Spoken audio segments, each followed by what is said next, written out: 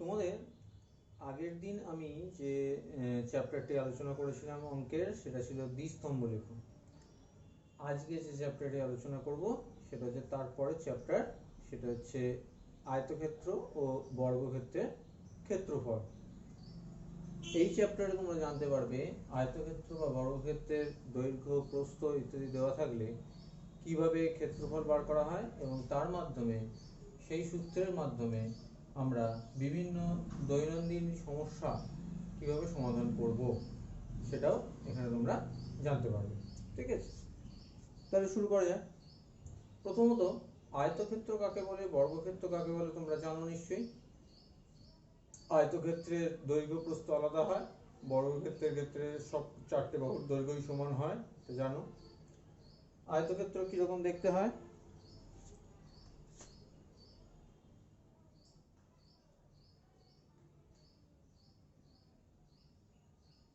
এটা হচ্ছে একটা আয়তক্ষেত্র, আর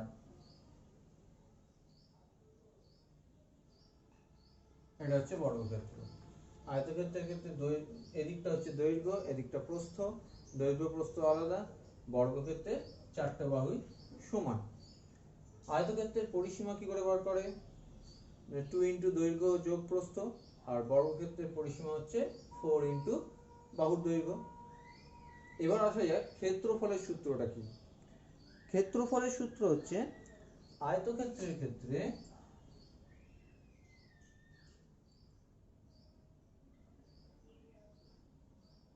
আয়তক্ষেত্রের ক্ষেত্রফল সমান দৈর্ঘ্য গুণ প্রস্থ বর্গ একক। আর বর্গক্ষেত্রের ক্ষেত্রে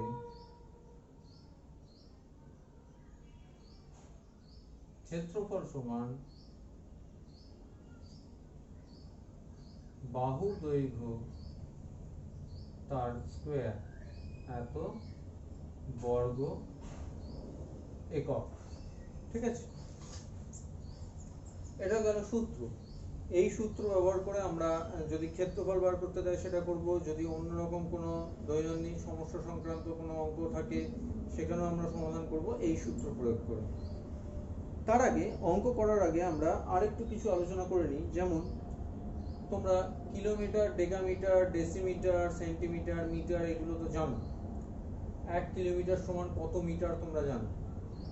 1 কিলোমিটার সমান কত ডেসিমিটার তোমরা জানো।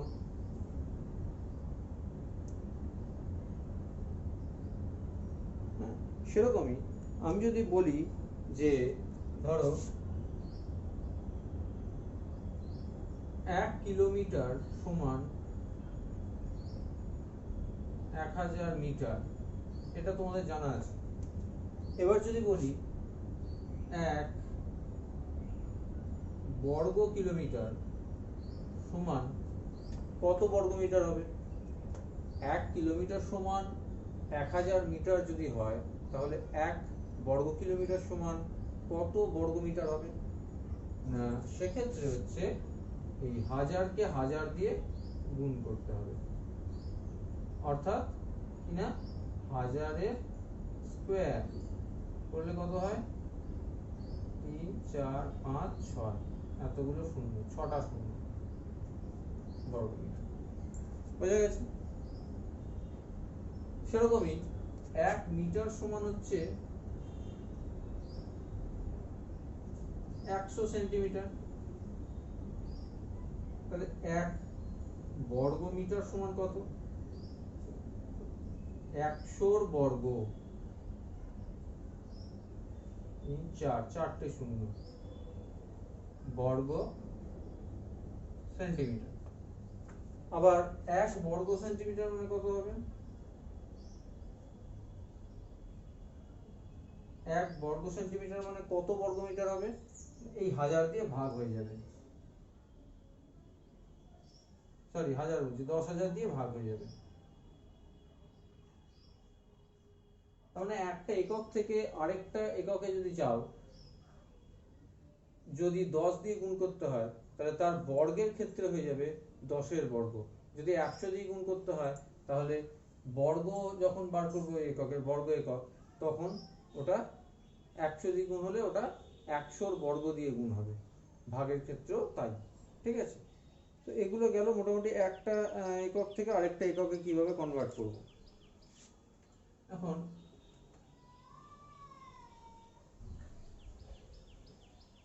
এখানে কিরকম ধরনের অঙ্ক আসে, যেমন একটা বিশেষ ধরনের অঙ্ক আসে, সেটা হচ্ছে মেঝেতে টালি বসানো। ধরো তোমাকে বলে দেবে যে তোমার ঘরের একটা আয়তাকার মেঝে আছে, তোমার ঘরের একটা আয়তাকার মেঝে আছে, এটা হচ্ছে দৈর্ঘ্য, এটার মাপ দেওয়া থাকবে, এটা হচ্ছে প্রস্থ,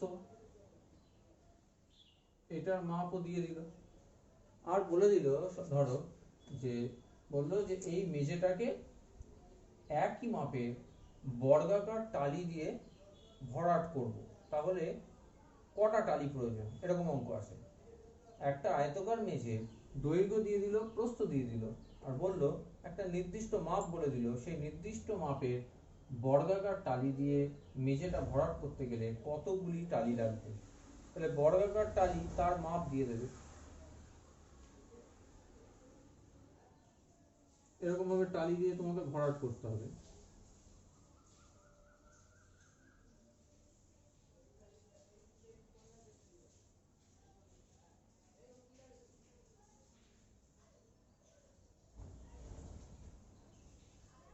এইভাবে একই মাপের বর্গাকার টালি দিয়ে পুরো মেঝেটাকে ভরাট করতে করতে যাবে, কটা লাগবে, তখন তোমাকে যেটা করতে হবে, একটি টালির, একটি বর্গাকার টালির ক্ষেত্রফল বার করতে হবে, আর গোটা মেঝের ক্ষেত্রফল বার করতে হবে।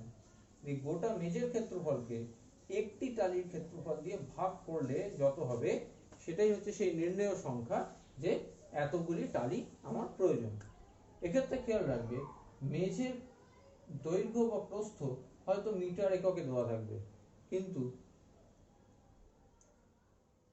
এক একটি টালির দৈর্ঘ্য বা প্রস্থ যেটা একই হবে, বর্গাকার টালি, টালির দৈর্ঘ্য, টালির বাহুর দৈর্ঘ্য ডেসিমিটার বা সেন্টিমিটার এককে দেওয়া থাকতে পারে। তখন কিন্তু ওই এককটাকে একই দিকে নিয়ে যেতে হবে, হয় মিটারটাকে সেন্টিমিটারে কনভার্ট করতে হবে, নাহলে সেন্টিমিটারটাকে মিটারে কনভার্ট করতে হবে, করে হিসাব করতে হবে। এই জিনিসটা খেয়াল রাখবে যে প্রতিটা জিনিসের, একই অঙ্কে প্রতিটা জিনিসের দৈর্ঘ্যের মাপ যেন একই এককে থাকে, মিটারে থাকলে সবকটা মিটার, ডেসিমিটার থাকলে সবকটা ডেসিমিটার।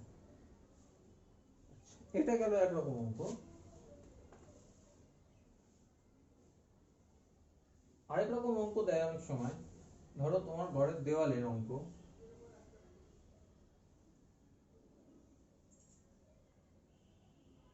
বলে দিল ঘরের একটা দেওয়াল আছে,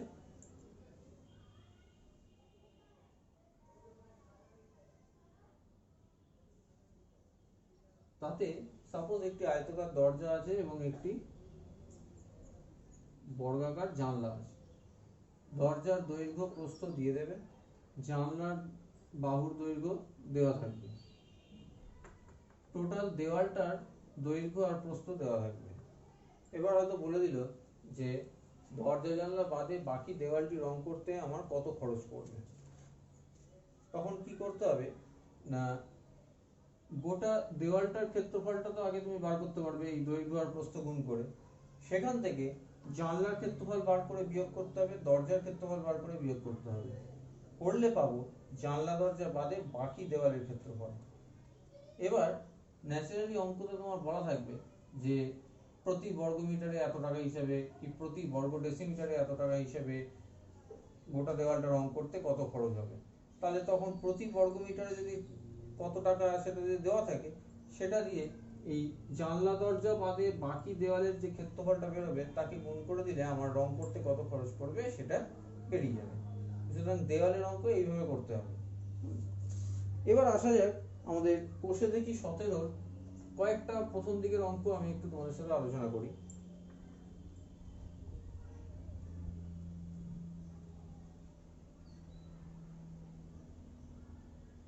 তোমরা কোষে দেখি 17টা খুলে বসো, দেখো দুইয়ের অঙ্কটা,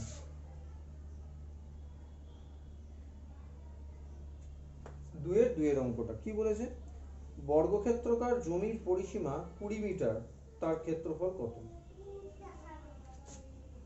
বলছে বর্গক্ষেত্রকার একটা জমি দেওয়া আছে, বর্গক্ষেত্রকার মানে প্রতিটা বাহুর দৈর্ঘ্য সমান, ধরে নাও এ,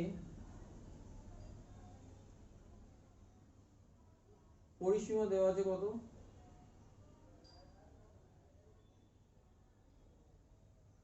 পরিসীমা দিয়ে দিয়েছে 20 মিটার।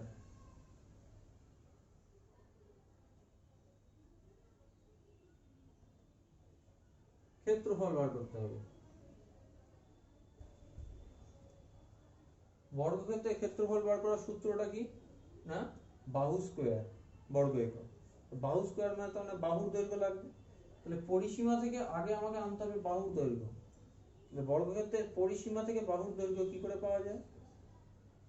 সেটা হচ্ছে বর্গক্ষেত্রের পরিসীমার সূত্রটা কি? 4 ইন্টু বাহুর দৈর্ঘ্য, তাই তো? তাহলে পরিসীমাকে যদি 4 দিয়ে ডিভাইড করে দিই তাহলে পাবো বাহুর দৈর্ঘ্য। তাহলে আগে বাহুর দৈর্ঘ্যটা বার করবো।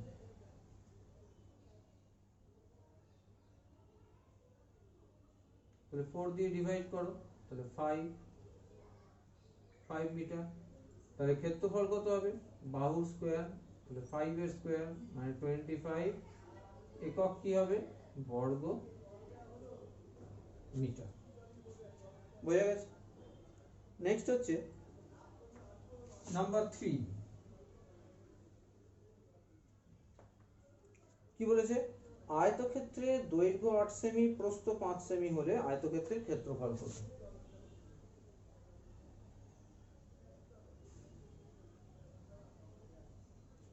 আয়তক্ষেত্রে দৈর্ঘ্য 8 সেমি আর প্রস্থ 5 সেমি। এটা হচ্ছে 8 সেমি,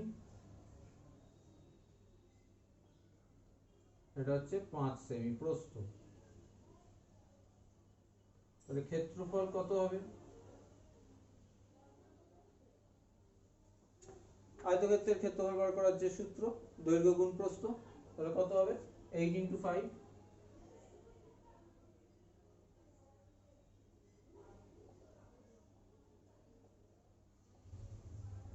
মানে 40 বর্গ সেমি। ঠিক আছে? নেক্সট হচ্ছে দেখো 4 এর অঙ্কটা।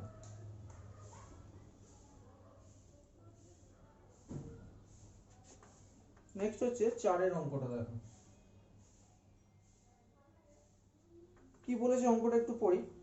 বলছে আমার খাতার একটি পাতা 15 সেমি লম্বা এবং 12 সেমি চওড়া, চারপাশে 2 সেমি চওড়া মার্জিন দিয়ে বাকি অংশে লিখলাম। যে অংশে লিখলাম তার ক্ষেত্রফল কত, আর যে অংশে লিখলাম না তার ক্ষেত্রফল কত? তাহলে প্রথমে হচ্ছে একটা খাতার পাতা,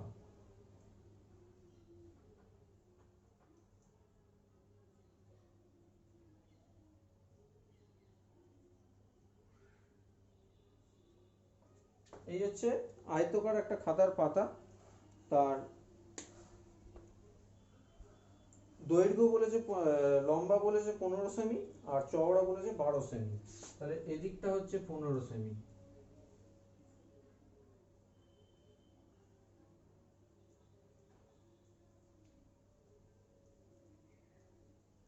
এটা হচ্ছে 15 সেমি, এদিকটা হচ্ছে 12 সেমি।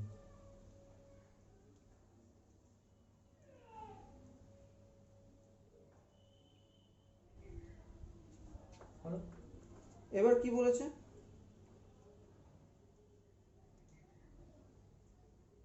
পাতার চারপাশে 2 সেমি চওড়া মার্জিন দিয়েছি, পাতার চারপাশে 2 সেমি চওড়া মার্জিন। তাহলে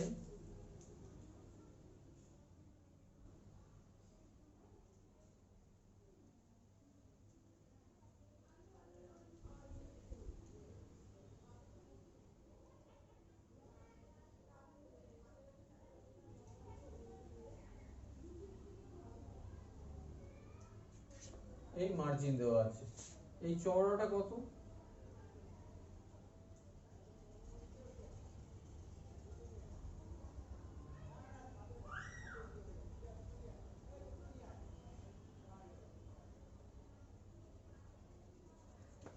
চওড়াটা হচ্ছে 2 সেমি।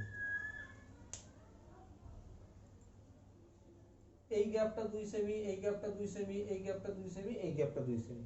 তাহলে আমাকে দুটো জিনিস বার করতে হবে, কি কি? কোন অংশটাতে লিখলাম মানে লিখেছি হচ্ছে এই জায়গাটাতে লিখেছি আমি, আর কোন জায়গাটাতে লিখিনি, মার্জিনের চারিধারে আমরা লিখি না, তাহলে ওই জায়গাটাতে লিখিনি। তাহলে এই অংশের ক্ষেত্রফল বার করতে হবে, এটার ক্ষেত্রফল বার করতে হবে। কি করে করবে এই ধরনের অঙ্কগুলো? দেখো এখানে দুটি আয়তক্ষেত্র আছে অ্যাকচুয়ালি ছবিতে। একটা আছে বড় আয়তক্ষেত্র যার দৈর্ঘ্য হচ্ছে 15 সেমি, প্রস্থ হচ্ছে 12 সেমি, ঠিক আছে? আর ছোট আয়তক্ষেত্র যেটা লাল রং দিয়ে আঁকা আছে, সেটার দৈর্ঘ্য কত? দৈর্ঘ্য মানে এটা কত হবে? দেখো এইখান থেকে এই অবধি ছিল 15 সেমি, সেখান থেকে এখানে 2 সেমি বাদ চলে গেল, 2 সেমি চওড়া বাদ চলে গেল, এদিকেও 2 সেমি চওড়া বাদ চলে গেল, তাহলে কত বাদ গেল? 2 আর 2 4 বাদ গেল। তাহলে এটার চওড়াটা কতটা হবে? অর্থাৎ এটার মানে দৈর্ঘ্যটা যে অংশে লিখবো, অর্থাৎ যে ছোট আয়তক্ষেত্র তার দৈর্ঘ্য কত হবে? 15 থেকে কত বাদ যাবে? 2 + 2, তাহলে বাদ গেলে হয় 11 সেমি বা সেন্টিমিটার। হলো প্রস্থ, প্রস্থ কত হবে?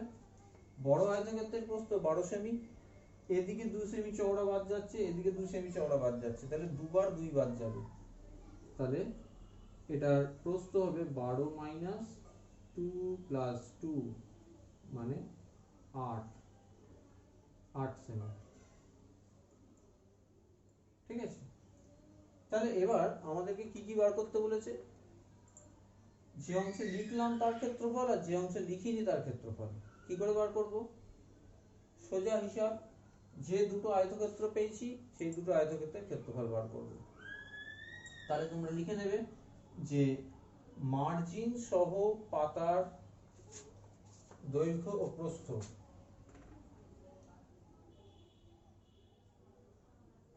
মার্জিন সহ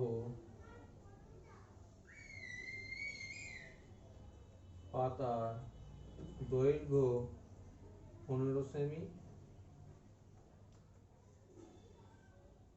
প্রস্থ 12 সেমি, ক্ষেত্রফল 15 × 12 কত হয়?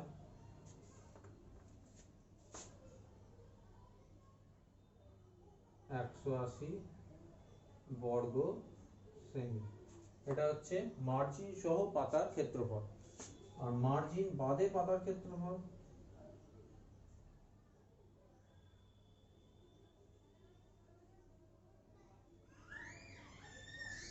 মার্জিন বাদে লেখা অংশের ক্ষেত্রফল কত হবে? সেটারও দৈর্ঘ্য আর প্রস্থ আগে লিখে নেবে। দৈর্ঘ্য হচ্ছে 11 সেমি, প্রস্থ হচ্ছে 8 সেমি, তাহলে ক্ষেত্রফল কত? 11 × 8 88 বর্গ সেমি, ঠিক আছে? তাহলে মার্জিন সহ পাতার ক্ষেত্রফল 180 বর্গ সেমি, আর মার্জিন বাদে রেখা অংশের ক্ষেত্রফল হচ্ছে 88 বর্গ সেমি। তাহলে যে অংশে লিখেছি তার ক্ষেত্রফল কত? এটা। আর যে অংশে লিখিনি তার ক্ষেত্রফল কত হবে? 180 থেকে 88 বিয়োগ কত হবে? 92।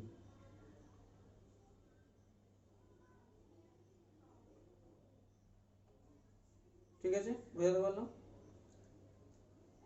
দেখে নাও, তাহলে এটা মুছছি।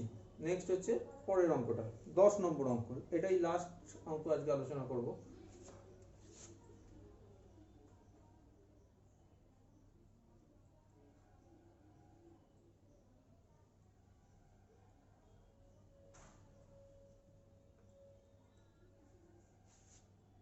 নেক্সট হচ্ছে 10 নম্বর অঙ্কটা, নাম্বার 10। কি বলেছে দেখো, নাজরিন তার 5.5 মিটার লম্বা এবং 1.25 মিটার চওড়া বাড়িতে দৈর্ঘ্য বরাবর শাড়িতে দৈর্ঘ্য বরাবর 2.5 সেমি চওড়া জরির পাড় বসাবে এবং চওড়ার দিকে বরাবর 5 সেমি চওড়া জরির পাড় লাগাবে। শাড়ির কত ক্ষেত্রফল জুড়ে জরি থাকবে জড়ি ছাড়া শাড়ির ক্ষেত্রফল কত, একই রকম অঙ্ক। আরেকবার বলছি, নাজরিন তার 5.5 মিটার লম্বা এবং 1.25 মিটার চওড়া শাড়িতে দৈর্ঘ্য বরাবর 2.5 সেমি চওড়া জরির পাড় বসাবে। তাহলে আগে শাড়িটি আঁকি।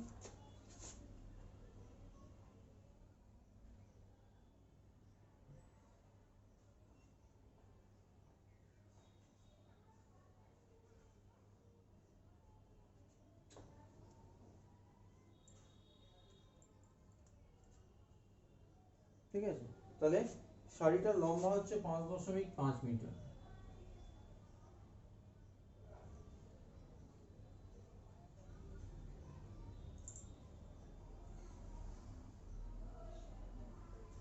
পাঁচ দশমিক পাঁচ মিটার দৈর্ঘ্য, আর প্রস্থ হচ্ছে 2.5 মিটার।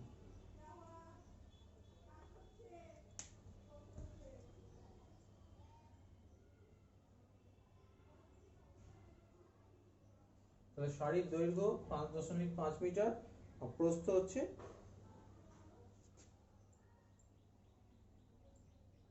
1.25 মিটার।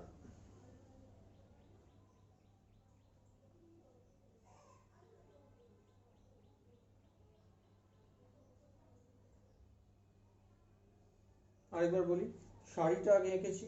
শাড়ির দৈর্ঘ্য দেওয়া আছে 5.5 মিটার, প্রস্থ দেওয়া আছে 1.25 মিটার। হলো, এবার কি বলেছে, দৈর্ঘ্য বরাবর 2.5 সেমি চওড়া জরির পাড় বসাবে। দৈর্ঘ্য বরাবর 2.5 সেমি চওড়া, দৈর্ঘ্য বরাবর মানে এদিকটা,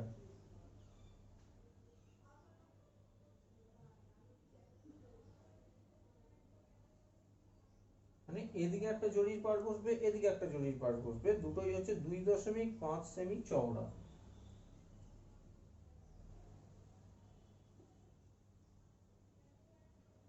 দুই দশমিক পাঁচ সেমি,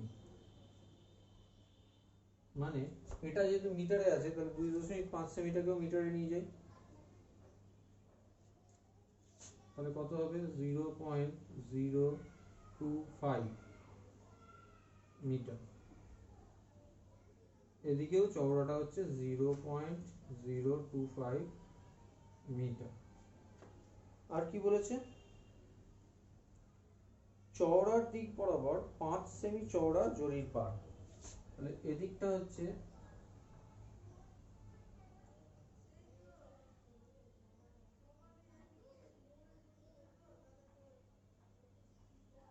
5 সেমি, মানে হচ্ছে কত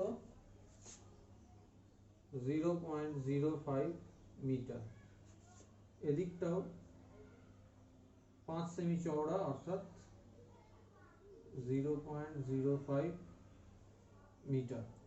ঠিক আছে, এবার তাহলে আগের মতোই দেখো, বড় যে আয়তক্ষেত্রটা হয়েছে সেটার দৈর্ঘ্য হচ্ছে 5.5 মিটার আর প্রস্থ হচ্ছে 1.25 মিটার। তাহলে তার ক্ষেত্রফল হবে 5.5 গুণ 1.25 বর্গমিটার, সেটা হিসাব করবে। ছোট যে আয়তক্ষেত্রটা অর্থাৎ এইখান থেকে এই যে চারটে বিন্দু, এই ছোট আয়তক্ষেত্রের দৈর্ঘ্য কত হবে, বড়টা ছিল 5.5 মিটার, এদিকে বাদ যাচ্ছে 0.05 মিটার, এদিকে বাদ যাচ্ছে 0.05 মিটার, তাহলে টোটাল কত হবে 5.5 মাইনাস 0.05 প্লাস 0.05, মানে 5.5 মাইনাস 0.1 মানে 5.4 মিটার। আর চওড়াটা কত হবে, চওড়াটা হবে ছিল কত 1.25 মিটার, থেকে কত বাদ যাবে, এদিকে 0.025 মিটার, এদিকেও 0.025 মিটার, তাহলে 0.025 প্লাস 0.025 করলে কত হয় 1.25 মাইনাস 0.05 মিটার। তাহলে ভিতরের শাড়ি তো জড়ি ছাড়া শাড়ির বাকি অংশটা যে আয়তাকার অংশ হয়েছে তার ক্ষেত্রফল কত হবে 5.4 ইন্টু 1.2, ঠিক আছে? তাহলে এটা বার করবে, এটা বার করবে, করে সেখান থেকে যদি বলে জরির অংশের ক্ষেত্রফল কত, তাহলে বিয়োগ করলে বেরিয়ে যাবে। যদি বলে জরি বাদে শাড়ির বাকি অংশের ক্ষেত্রফল কত, তাহলে এটা হবে। এইভাবে তোমরা এটা করবে। আজকে এই পর্যন্তই থাক, পরের দিন আমি বাকি অঙ্কগুলো নিয়ে আবার আলোচনা করব, তারপরে আমি অন্য চ্যাপ্টারে যাব, ঠিক আছে?